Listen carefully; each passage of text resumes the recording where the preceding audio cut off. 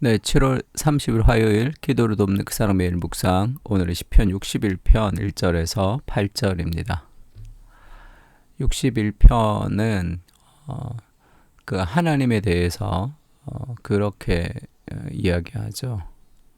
12절에 보면 나보다 높은 바위에 나를 인도하소서 이렇게 얘기하고, 그런 하나님의 은혜를 경험하면 8절에 그리하시면 내가 주의 이름을 영원히 찬양하며 매일 나의 서원을 이행하리이다 이렇게 얘기합니다. 오늘 제목은 매일 나의 서원을 이행하리이다 라는 제목으로 좀 말씀을 나누려고 합니다. 모든 이미지는 하나님을 반영한다 이렇게 얘기했는데, 1절에 보면 하나님을 이제 그렇게 표현하죠. 하나님이여 나의 부르짖음을 들으시며 내 기도에 유의하소서. 하나님 내 기도를 들어주십시오 이렇게 기도하면서 내 마음이 약해질 때에 땅 끝에서부터 주께 부르짖으오르니, 내가 약해질 때에 정말 땅 끝에서 내가 부르짖을 때 나보다 높은 바위에 나를 인도하소서 이렇게 얘기합니다. 그리고 주는 나의 피난처시요 원수를 피하는 견고한 망대이심이로다 하면서 나를 높은 바위에 그 반석에 나를 인도해 주십시오 할 때 하나님은 견고한 반석이시다. 그리고 피난처시다. 그리고 원수를 피하는 견고한 망대이다 이렇게 얘기하죠. 또 내가 영원히 주의 장막에 머물며 내가 주의 날개 아래로 피하리이다 하면서 하나님에 대해서 다윗이 많은 이미지를 그렇게 비유합니다. 하나님은 반석이 되신다.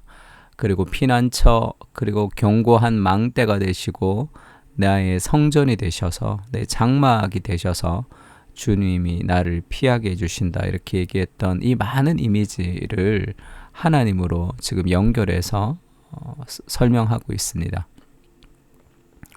하나님이 자기에게 피난처가 되신다고 하는 것을 자기 주변에 있는 이 세상의 어떤 물건을 통해서, 이 세상의 무엇을 통해서 하나님이 내게 그렇게 하신다라는 것을 그가 경험하고 그가 깨닫는 거죠.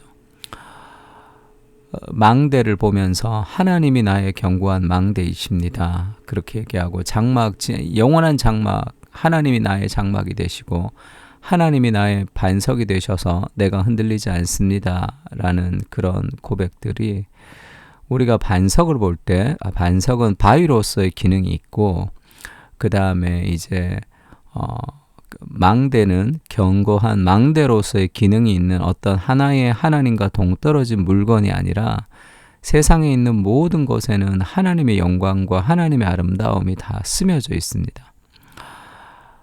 산과 자연과 바위와 공기와 그 모든 것은 하나님을 반영하는 무엇이에요.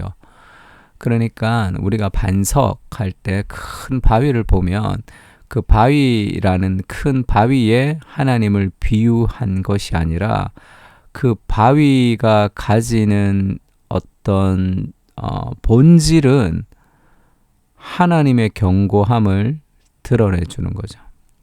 그 안에 그 하나님의 아름다움이 숨어져 있다고 보는 것이 더 좋습니다. 그럼 우리가 이 땅에서 보는 모든 것들이 있죠. 이 세상에서 경험하는 모든 경험, 그리고 내가 바라보는 모든 물건, 그리고 내가 바라보는 모든 시선 안에는 하나님의 영광으로 가득 차 있다는 것을 좀 기억할 필요가 있어요. 그래서 그것을 우리가 하나님과의 만남을 통해서 그것을 하나님의 은혜와 연결이 되는 거죠. 창문을 보면 하나님이 진정한 내 삶의 창문이 되셔서 그렇게 된다는 어떤 의미들을 그렇게 계속 캐치하는 거죠. 그러니까 세상 속에는 하나님의 영광으로 가득 차 있고, 다윗은 자기 삶의 주변에 있는 무엇을 통해서 하나님이 내게 어떤 분이신지를 그렇게 자꾸 표현하고 있습니다. 우리가 사랑하는 사람 만날 때 당신의 눈은 호수 같고 이렇게도 표현하잖아요. 그런 하나님으로 그가 가득 차 있기 때문에 그의 삶 속에서 일어나는 모든 것들이 다 하나님으로 가득 차는 거죠. 그러니까 우리도 그것을 좀 볼 필요가 있습니다. 그래서 모든 이미지를 통해서 하나님을 반영하지만 그 이미지 안에는 하나님의 무엇이 다 스며져 있다라는 것을 좀 기억하고 우리가 세상을 바라보면 좋을 것 같아요. 두 번째는 주 하나님이여 주께서 나의 서원을 들으시고 주의 이름을 경외하는 자가 얻을 기업을 내게 주셨나이다.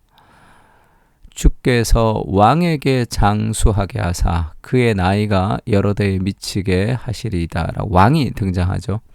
그가 영원히 하나님 앞에서 거주하리니 인자와 진리를 예비하사 그를 보호하소서. 시편에서 뜬금없이 왕이 자꾸 등장하는 것은 1차적으로 사람들이 이 다윗이 자신이 왕이기 때문에 자신이라고 이렇게 표현하기도 합니다. 근데 이 다윗에게 장수하게 하셔서 여러 대에 미치고 그러면 이게 말이 잘 안 맞아요. 왜냐하면 7절에 그가 영원히 하나님 앞에 거주하리니 막 이렇게 얘기하니까 이게 뭔가 다윗으로 인용을 하기에도 뭔가 잘 맞지 않는 문맥의 흐름이 잘 맞지 않는 그런 일들이 있습니다. 이때의 왕은 다 그리스도 이 메시아 대신 그 메시아를 향한 메시아 시편이라고 보면 됩니다. 그래서 그리스도 중심적으로 성경을 읽지 않는 사람들은 후대에 누군가가 첨가했다 이런 식으로밖에 해석할 수 없는 그런 내용이죠. 중간에 뜬금없이 들어가니까. 그러니까 지금 다윗의 자기 인생의 고난과 여러 가지 어려움에 해방되는 그 진정한 해방은 이 왕이 이 땅에 오셔서 왕이 통치하는 영원히 그 왕이 하나님 앞에서 은혜와 진리, 인자와 진리로 통치하시는 그 통치함을 통해서 진정한 피난처, 진정한 안식을 누릴 수 있다 고백하고 있습니다. 8절에 그리하시면 그렇게 해주시면 그렇게 먼저 하나님의 은혜가 내게 임하게 되면 내가 주의 이름을 영원히 찬양하며 매일 나의 서원을 이행하리이다. 이렇게 서원을 이행한다 라는 말이 이제 두 번이나 나오는데 서원이라는 것은 하나님 내가 이렇게 하겠습니다 라는 거예요. 그래서 서원을 제사를 드린다고 할 때 서원제라고 있죠. 그 서원제는 감사제라고도 얘기합니다.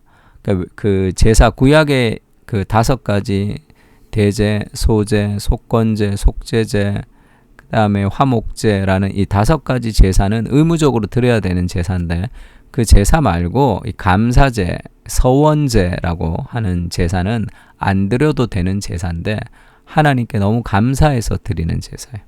그래서 그거를 낙헌제 이렇게 번역을 하죠. 낙헌, 헌신을 즐거워하는 낙헌한. 그래서 이 서원을 이행한다는 것은 하나님 앞에 즐거이 자신을 드린다는 그런 의미가 있습니다. 하나님의 은혜가 깊이 경험하면 자신의 고통과 눈물 속에서 자신을 해방시켜 주시는 진정한 그리스도의 은혜를 깊이 경험하면 인생을 하나님 앞에 서원을 이행하고 싶은 하나님 앞에 인생을 희생하고 싶은 이렇게까지 해도 되나 할 정도로 그런 깊은 헌신을 하나님께 드리게 되어 있습니다. 예수님이 이 땅에 오셔서 정말 예수님이 왜 나를 이렇게까지 사랑하시지? 왜 그렇게까지 십자가에 못 박혀 죽으시지? 라는 그 은혜를 깊이 경험할 때 우리 인생이 저렇게까지 한다고 하는 그런 엄청난 헌신의 사람으로 우리가 주님 앞에 나갈 수 있는 거죠. 주님, 매일 내가 주님의 서원을 이행하겠습니다. 그래도 갚을 수 없는 그 은혜가 그리스도에게 있는 거죠. 말씀이 육신이 되어서 우리 가운데 거하심에 우리가 그분의 영광을 보니 아버지 독생자의 영광이요 은혜와 진리가 충만하더라.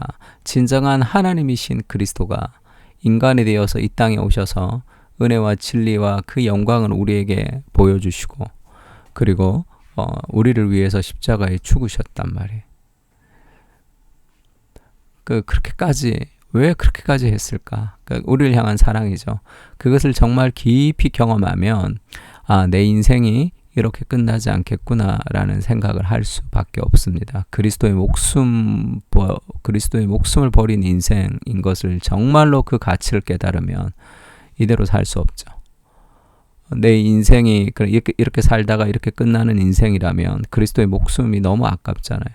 예수님이 그것을 지불할 정도의 어떤 액수가 아니잖아요. 그렇게 되면. 그래서 그리스도의 십자가를 가지고 내 삶의 정체성을 세우면 내 삶에 어마어마한 하나님의 기쁨과 하나님의 어떤 열정이 생기게 됩니다. 그래서 그렇게 나에게 모든 것을 다 주신 이유는 나를 통해 하나님의 나라를 이루시기를 원하시는 거죠. 할 수 있다는 뜻입니다. 그리고 고린도전서 10장 4절에 보면 다 같이 신령한 음료를 마셨으니 이는 그들을 따르는 신령한 반석으로부터 마셨다. 그 반석은 그리스도라 이렇게 얘기하죠. 그리스도는 진정한 반석이 되시는데 그리스도가 쉽게 얘기하면 깨진 반석이죠. 반석을 쳐서 물이 나왔다. 반석이 깨져서 물이 나오는 적이 있죠.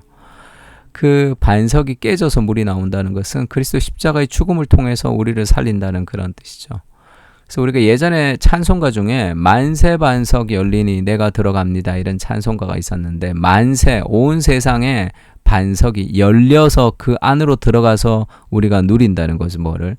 그 반석이 열린다는 게 뭡니까? 깨진다는 거예요.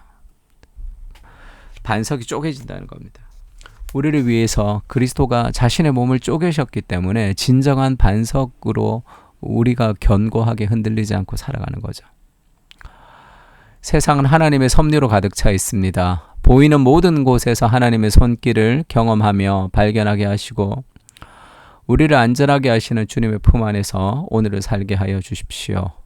은혜와 진리로 우리를 감동하게 하시고 은혜를 부어주시는 주님의 사랑을 기억하며 보답하는 헌신의 삶을 살게 하여 주옵소서. 우리를 위해서 쪼개지신 반석이신 예수님, 그 사랑을 기억하며 우리도 매일의 삶의 헌신을 이렇게까지 해야 되나 하는 그 삶의 열정을 가지고 주님 앞에 나아가게 해주십시오.